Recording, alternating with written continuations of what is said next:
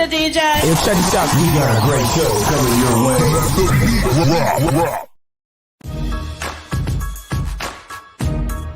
From the ECSI Sports Studios, it's the Midday Market Report with Jeff Dawson.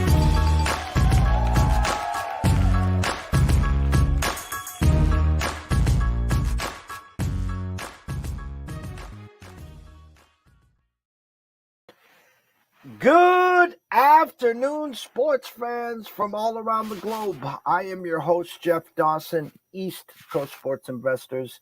This is your Saturday edition of the Midday Market Report for May 6th, 2023, Kentucky Derby Saturday. Listen, you got the Kentucky Derby. You got NBA, NHL, MLB, and of course UFC, and I'm going to say 286. I hope I'm correct on that. I always screw those numbers up. But when there's a big card and this gentleman from Chicago taps me on the shoulder and says, "Hey, Jeff, I got some good action here tonight. We're going to cash some damn tickets." Well, guess what? We clear the desk and bring them in. So without further ado, let's bring him in. Currently live from Chicago, not in the Octagon yet, the one and only Mr. Zayd Hussein. What's going on, Jeff? Thanks for bringing me on today. Hey, thank you. When you tap me on the shoulder and say, "Hey, Jeff, I got some good info on a couple fights tonight," shit, I cleared the desk. I mean, it's been a few weeks since you and I have done a show. Congratulations on graduating school. Thank you. You know, that's a big step that shows priorities. You know, you kept your nose to the grindstone, kept grinding daily. Get that degree, and now it's off to the land of opportunity, my friend. Thank you. Yeah, and we have a great card today with UFC 288. A couple of big spots. My two biggest bets of the year are coming tonight on UFC 288 with the co-main event and the main event. We could just get right into it if you're ready. We are, and again, I apologize. I told you I always screw up these numbers. So I was two off. UFC 288. Grab your pens and paper, gentlemen and ladies watching. Take it away, Zayd. Yeah, so to get started, bet number one coming in, earlier fight in the prelims is Parker Porter. I like him at minus 170. He's fighting a guy coming in who fought in the regional scene, fought a bunch of tomato cans, if I'm going to be honest with you. And Parker Porter is coming into this fight looking leaner. He lost about 16 pounds from his last weigh-in. This is a fight where he's basically fighting for his contract. And they brought in a guy on short notice to fight him who really, and on the regional scene, does not look all that well. He's a street brawler. He's going to throw punches wild. He's going to gas early. I like Porter by knockout at plus 250 on FanDuel. I like him at minus 170 on the money line as well. I think he's just a cleaner fighter. And when you talk about UFC veteran experience in the Octagon, he's a guy that has it. And against the newcomer, I think it's going to be a tough fight. I'm looking at our spreadsheet right now, and I just had it. Give me a second for the eyes to adjust. Rotation number 24933. Parker Porter opened up at 145 and over of 1.5 juice under minus 150. Currently live with our friends at the circuit now at 180 with a 1.5 under minus 195 or 95 cents there. So they're expecting Porter early and often and to take care of business within a round and a half here. Yeah, and to be honest with you, it's not juiced enough to the under. This fight is not going to see a third round. I truly believe that. I think they'll be lucky to get out of the first round. This is going to be a classic brawler type fight, a bar brawler, I would say. But Parker Porter is the far more technical fighter in this fight, and he does have the experience, and that's why he's the favorite in the spot. Sharps came on him early in the week, and as you see, moved from minus 145 to minus 170. I think he closes at around minus 185 to minus 190 range. There's still value on him now. And believe it or not, there is still value on the under 1.5 rounds. I think it should be around minus 300, to be honest with you. Looking at this card, as you said, there's a Brazilian fights here. Where is this taking place? This is taking place in New Jersey. In New Jersey. Surprised you're not on a plane flying over to New Jersey. Man, I was really thinking about it, but it was just it didn't mesh well with the finals week and everything. If it was an ordinary week, I would have been on my way there right now. Or if not, I would have already been there. But it was just the timing just didn't pan out. But it's a great card. I can't wait to watch it.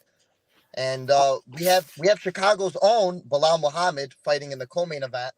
This is a fight that panned out on, I want to say, a week notice, maybe even less. Bilal Muhammad taking on Gilbert Burns, about a week and a half notice. They put this together after another co-main event dropped out. This is a title eliminator, 5-round co-main event, which we don't really see in the UFC as far as a co-main being a 5-round fight. But because it's a title eliminating fight, it's a very big fight.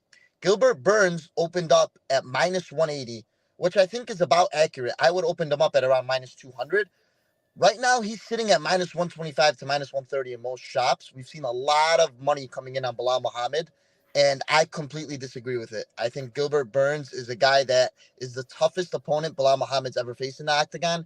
When you look at Muhammad's opponents, he's lost to a guy like Jeff Neal, who has the power edge and was able to pressure him and put him against the cage and really tee off on him. And when you look at how Muhammad has had his success in the Octagon, beating a guy like Stephen Thompson, who was able to grapple and wrestle, beating a guy like Damian Maia, who was able to keep on the feet, he really fought specialists in one category. And he's a guy that's good everywhere, but really not dominant in one single spot. And I think in this fight, he lacks the power. And to be honest with you, he lacks the wrestling to be able to take Gilbert Burns down. I think Gilbert Burns, you look at his previous fights with Hamza Chimaev, being able to get up. He's a multiple-time Brazilian Jiu-Jitsu champion. He's not going to be held down in this fight. I think we're going to see him coming forward, pressuring, throwing the harder strikes. And I think at minus 125, minus 130, it is the biggest bargain on the slate. I really do believe that the openers got it right at the minus 180 price. If not, they could have even been greedier at a minus 200 price. Gilbert Burns is my best bet of the week, and honestly, my best bet of the year so far. I looked at that, and you're correct. The numbers are bouncing all around, and I even saw an overnight number, believe it or not, it down to as low as 125. Currently, right now, at circa minus 140. You can grab Muhammad plus 120. And again, I think they're leaning towards this going the distance right now, 4.5 over minus 130. Yeah, and I think Burns could put him out though, potentially. I mean, I'm not really looking at the total here. I think it could go either way. I think it's priced accurately. I think Burns is going to pressure him for sure, and Bilal could take punishment, but he's also very chinny. We've seen in the Lyman Good fight, him dancing around, Vicente Luque dancing around, but he's taken a lot of punishment. He's dropped, but he's been a guy that's been able to rally and come back with his wrestling. But I think in this fight, it's such a bad matchup for him that he's not going to have that wrestling advantage to, dive for a leg and take him down. I think this is Gilbert Burns' fight to win, and I think he goes out there and gets it done. And Gilbert Burns has been very, very active, recently. He's just coming off a win against Jorge Masvidal about 2.5, 3 weeks ago. So he's a guy that's been in fight camp. He's ready to go, and I have no concerns for him in this fight. All right, and the last one? Yeah, and we have the main event, the return of Henry Cejudo, the former flyweight champion, former bantamweight champion, and Olympic gold medalist. He's been out for 3 years. He retired, coming back to regain his belt. I spent a lot of time, especially in Bellator in Chicago here with Henry Cejudo's coach. We chopped it up a lot. We talked about Henry and how he's looked. And Henry Cejudo, for those that don't know, is literally one of the best fighters in the world. And as far as IQ, he is the smartest fighter I've ever heard talk. He's a guy that understands distance so well, understands his range, and has the boxing, that could put anybody out. We've seen him spark TJ Dillashaw. We've seen him knock out Marlon Moraes. We've seen him do a lot of damage to a lot of fighters. And on the flip side, when you look at Aljamain Sterling and what he's done, he's dominated a lot of fighters that haven't had grappling. He's been able to lock people up in body triangles and hold them together. Well, Henry Cejudo is an Olympic gold medalist in wrestling. You're not going to take Henry Cejudo down and control him on the ground. And then when you have him standing, Henry Cejudo is, I think, one of the best stand-up fighters in the world. He beat Demetrius Johnson, at the time was considered the greatest fighter of all time. This is a guy that's going to win the fight, I think, and at minus 110, minus 120, whatever you can get him at right now, I think you have to take him. And that's honestly my second biggest bet of the year so far. So Cejudo minus 110, you said? Yeah, you could see it minus 110, minus 115. Shop around everywhere. But it's been trending around a pick 'em for the last month. So this is a fight that's very, very big. It's a big implications here. And I think Cejudo, you got to back the guy that has done it all and is proven. Aljamain is proven as well, but I think Cejudo is a nightmare matchup for him, and we're going to see tonight. All right, you gave us your three best bets. We can't thank you enough. Before I let you leave, I always got to throw this in. I am not the UFC expert. You are. I saw some headline news. The rematch, right, of the Lioness has Nunez? been, yes, Yeah. Nunez. Was it Pena that got Yeah. injured? Is that correct? Mm-hmm. Yeah, Oh, yeah. Pena, yeah, that fight's off there now. She's fighting Irene Aldana. and when does that take place? The next pay-per-view, I believe. Okay. Did you see any opening numbers with the scratch there? I have not yet. Probably because of me just not looking. I don't know if you could have it pulled up, but she would have to be trending. If I had to guess, a 4-1 favorite, roughly Okay. four to Now, 5-1 favorite.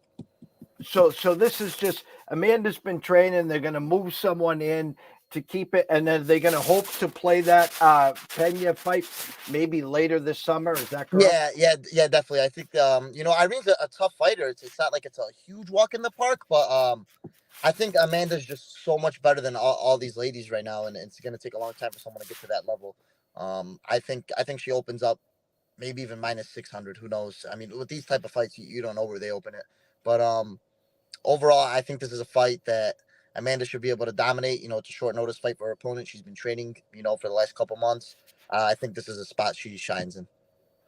Zayd, I have the scroller been going the whole time. Everyone can follow you on Twitter at Zayd Hussein at Props US. But what I like to do is we always close. Tell everyone where to find your work, where to find you on Twitter, et cetera, et cetera, et cetera. Yeah. You can find me on Twitter at Zayd_Hussein. I released my best bet article on props.com for UFC 288, where I go in depth on my biggest breakdowns and biggest fights. And yeah, I've been pumping out more and more content on Twitter, so be sure to check in every single week. I'm gonna have a breakdown of the top fights going on. The one and only Zayd Hussein at Zayd Hussein at Prop US. A lot of people watching. Shady, have a great day. Enjoy the weekend. Tell my buddy, Mr. Merritt, I said hello. We're going to try to get him back on next Thursday at his scheduled time. Always shout out to Connor. Have a great afternoon. To the ECSI VIPs, an afternoon alert will be coming out soon with some Kentucky Derby talk. To everyone else, have a great weekend. Behave yourselves. Stay in your lanes. Have some fun. Action everywhere. And we will see you soon.